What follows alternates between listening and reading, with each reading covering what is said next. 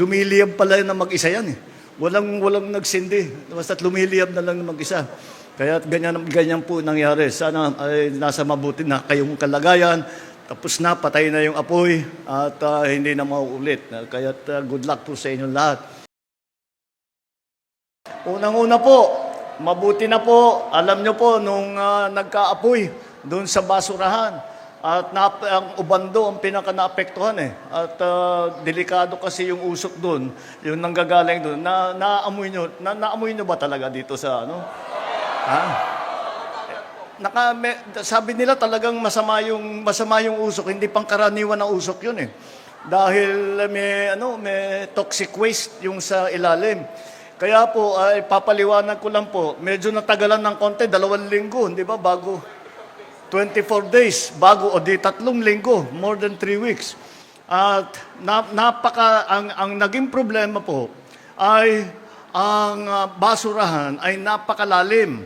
Kaya hindi maaari na basta't bubuhusan lang ng tubig ng fire truck.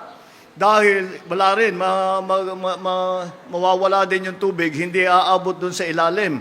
Kaya ang kailangan namin gawin ay matabunan ng basa na lupa. At yung ginawa natin ay nagpatulong tayo sa mga nagre-reclamation dito. At sinasabi namin, yung hinuhukay ninyo, dito niya na lang dalhin. Ngunit, bago namin magawa yun, nagpagawa pa kami ng kalsada para makapasok yung malalaking truck, para mga dump truck, para ihulog nga yung lupa para patayin yung apoy na nasa ilalim. Nung unang nangyari ito, tinanong ko, gaano ba kalalim yung basurahan? Kanila hindi namin alam. Sabi, kailangan yung pag-aralan na mabuti. Saan ba nagsimula yan? Gaano kalalim ang paghukay? At lahat-lahat. 2 stories pala, ganyan kataas yung basura. Kaya yung apoy hanggang dito sa baba. Kaya't hindi kaya na basta't yung fire truck na basta't babasain lang na gano'n, hindi kaya.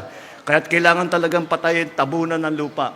Kaya't after mga 1.5 weeks, mga 10 days, nabuo na yung kalsada, kaya't inumpisahan na ito. Yung mga kaibigan natin sa mga kumpanya na nagre-reclaim, ay nagpatulong kami. Sabi namin yun na nga, yung mga hinuhukay ninyo, sa amin nyo nadalhin yan, at para may tambak namin doon sa may apoy.